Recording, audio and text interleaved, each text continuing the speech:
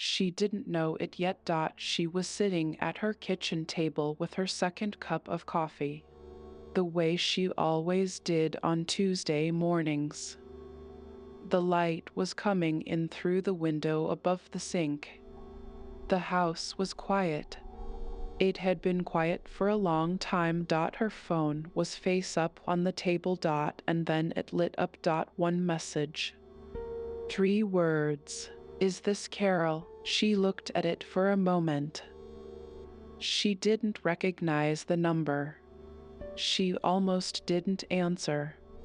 Almost. That was 14 months ago.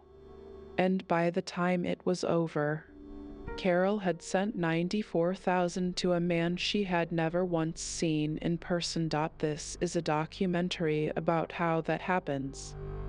Not because Carol was weak, not because Carol was foolish, but because this is exactly how it's designed to work. And understanding it, every single step, is the only way to make sure it doesn't happen to you. Carol was 61 years old when the message arrived. She had worked as a dental office administrator for 22 years. She was good at her job. She was the kind of person who remembered the names of patients' children, who sent a card when someone lost a spouse. The office staff called her the glue. She had been divorced for 6 years. Not dramatically, just quietly.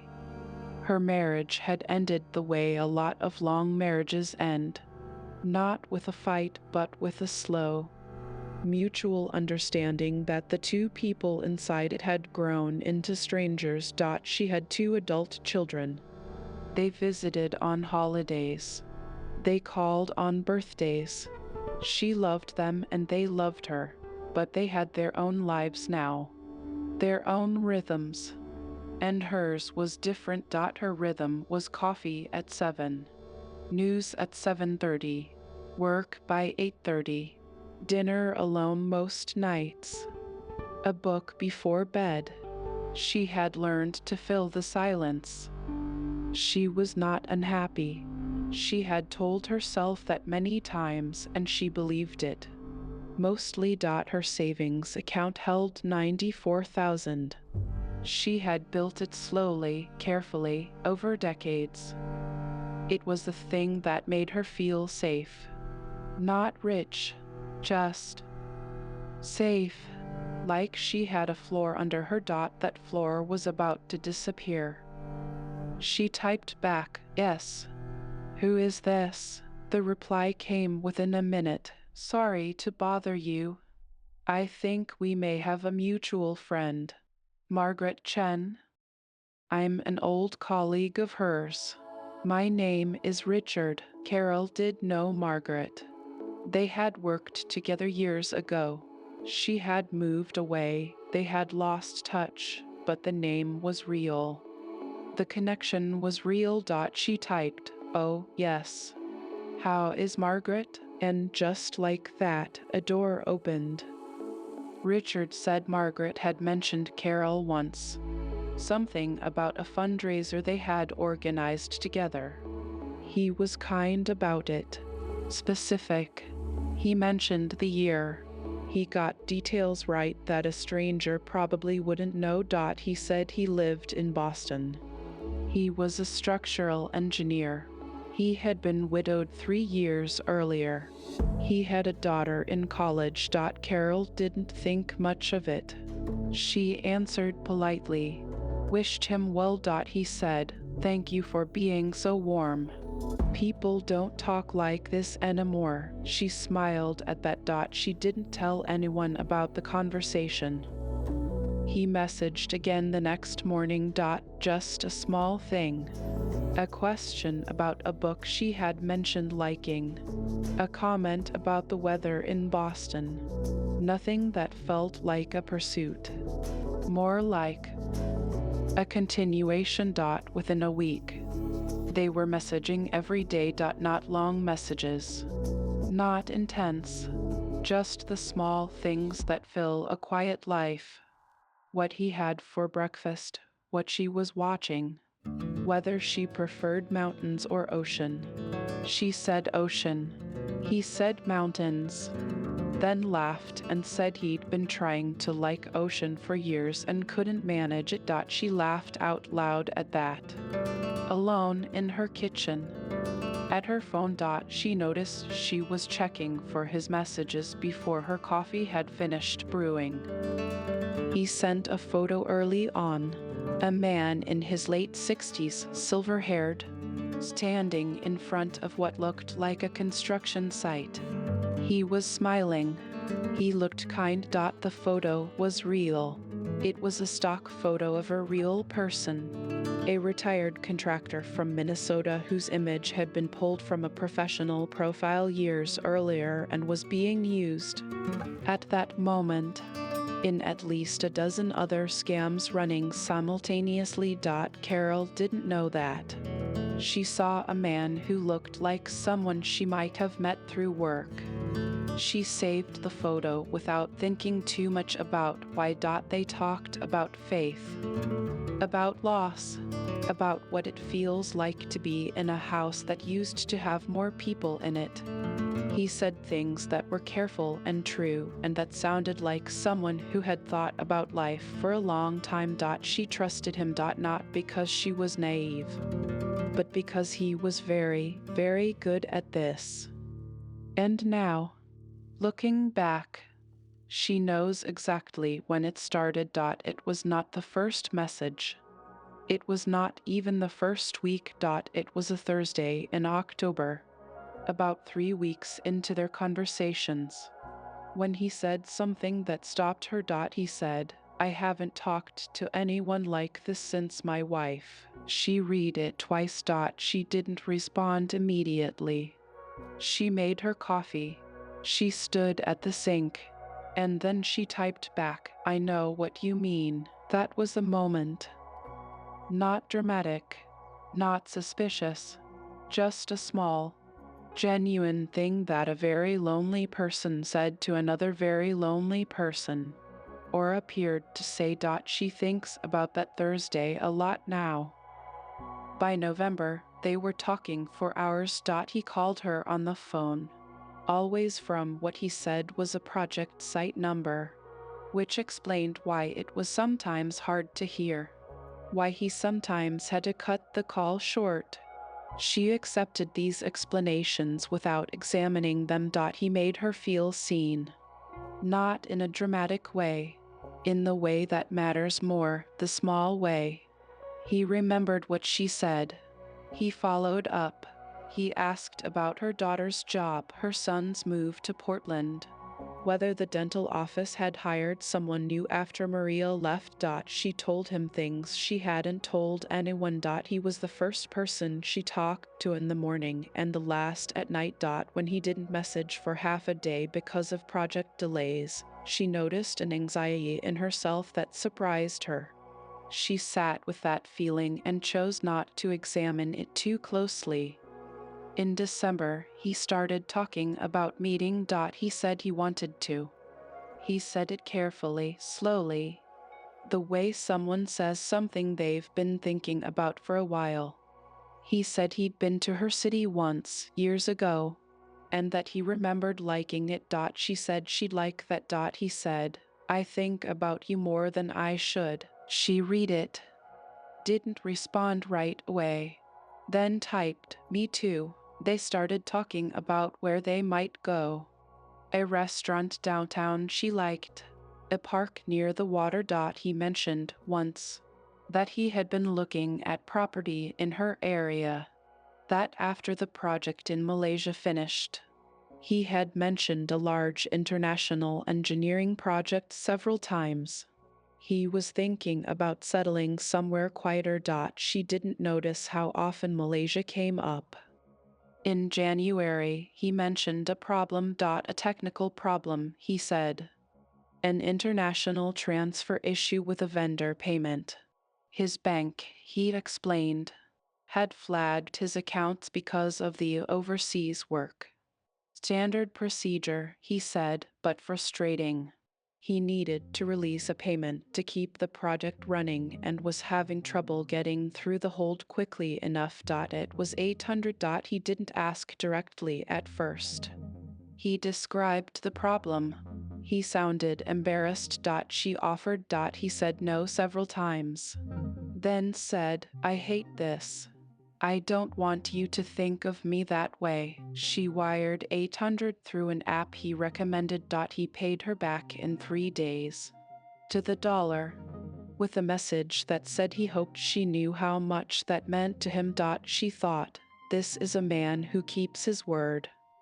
Here is what she didn't know. At this exact point in the relationship, she was one of at least 8 women that the same operation was running simultaneously.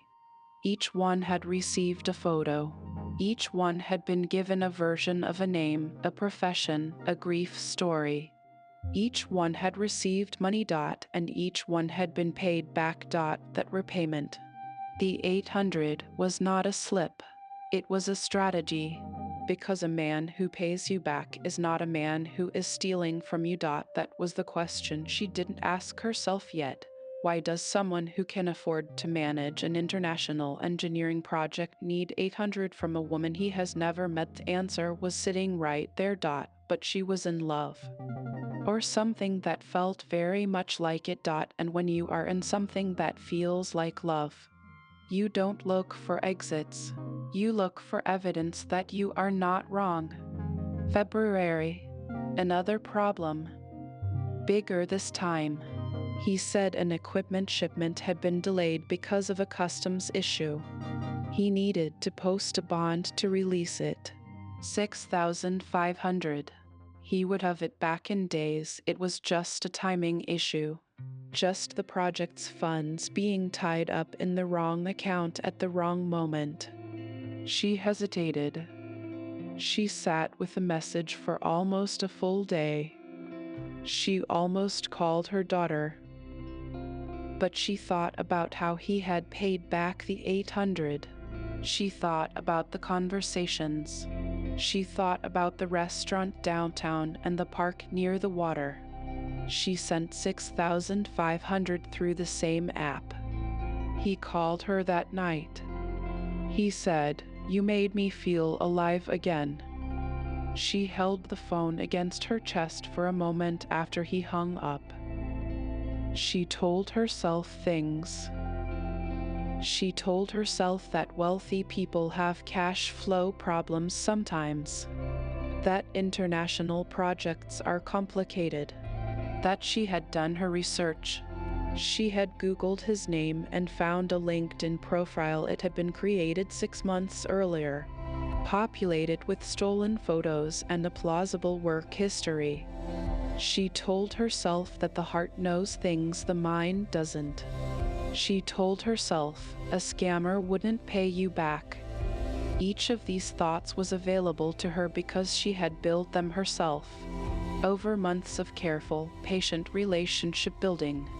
He had not planted those thoughts. He had only planted the ground. March 22,000. This time it was urgent. A customs agent, he said, had demanded a larger bond or the entire shipment would be forfeited. The project would collapse. Years of work. His daughter's college fund was tied up in this. She wired 22,000. April, 31,000. An emergency medical situation. A worker on the site had been injured and the local hospital required payment upfront before they would treat him. He was devastated. He said he couldn't believe he was asking again. He said he would rather lose the project than ask her. She had 34,700 left in the account she had built over 30 years. She wired 31,000. May. He said he was almost home. The project was finishing. He had booked a ticket. He said he was going to take her somewhere nice when he landed. That he had been thinking about it for months. That she was the reason he had kept going. He said, I want to see you in real life. She had 3,700 left. He said there was one last problem, a small one, 3,400 to release his final paycheck through the international banking system. He said he was embarrassed. He said he hated himself for asking. She almost sent it. She was typing the transfer amount into the app when something stopped her. She's not sure what it was. A feeling, something quiet. She put the phone down. She picked it up again. And then she typed something she had never typed to him before. Are you really who you say you are? There was a pause, longer than usual. Then, Carol, I understand why you'd ask that. I know how all of this has looked, but I need you to trust me right now. We are so close. I promise you, when I land, everything changes. Everything I've asked you for, I'm paying back double. You know me. She sat very still. She read it again. You know me. She thought, I do know him. She typed, okay. I trust you. She sent the 3,400. His last message came at 11:47 that night. Thank you. See you soon. 3 days later, she opened the app to check the transfer status. The account on the other end was gone. Closed. She called the number she had always called. A recording. Not in service. She sent a message. Not delivered. She stood in her kitchen. Her hands were very still on the counter. She looked at them for a moment, the way they rested there. She noticed her breathing had changed. It was slower, and then faster. She looked out the window above the sink. The light was the same as it always was. The house was very quiet. 94,000. Gone. Not all at once. Over 17 weeks. In 7 transfers, each one with a reason. Each one with a justification she had built herself. Each one followed by a conversation that made her feel safe and seen and wanted. The money was the floor. She had said so to herself many times. And now there was no floor. But the money was not the only thing she lost. She lost the mornings, the person she had talked to before her coffee finished, the voice on the other end of the phone that remembered everything she said. She lost the restaurant downtown, the park near the water, the future she had been quietly building in her mind for 5 months. A future that had felt, for the first time in years, like something to move toward. She told her daughter 2 weeks later. She sat at the kitchen table and said it plainly, the way you say something you've rehearsed. Her daughter didn't say, how could you? She said, Mom. Just that. And that was worse. Carol filed a report with the FTC. The investigator was kind and thorough. He told her, gently, that recovery in these cases is rare, that the money had moved through multiple accounts across at least 3 countries, that the man named Richard did not exist. She thinks about the Tuesday morning sometimes. The coffee, the light, the phone face up on the table. She thinks about how ordinary it was. That's the part she can't quite fit anywhere. How ordinary the beginning was. One message, a mutual name, a warm reply. She had not been lonely in a way that showed. She had a job she liked. She had people in her life. She had filled the silence well enough that she had stopped noticing it was there. But something in her had been waiting. Not for a man, exactly. For someone who would listen the way he did. For someone who would remember. For someone who would say, "You made me feel alive again," and mean it toward her. She doesn't blame herself the way she once did. She has talked to enough counselors, enough people who work in financial fraud cases, to understand that the manipulation was technical in its precision, that the escalation of amounts was deliberate, that the payback was deliberate, that the grief story, the daughter, the photograph, the Malaysia project, all of it was deliberate. She was not foolish. She was targeted. And she was lonely in the way that a person can be lonely without quite admitting it. The kind of quiet, daily loneliness that makes a stranger's warmth feel like a window opening. She has moved apartments. She has a new job. She is rebuilding slowly. She says, "I know I'll be okay." But it takes a long time to trust the quiet again.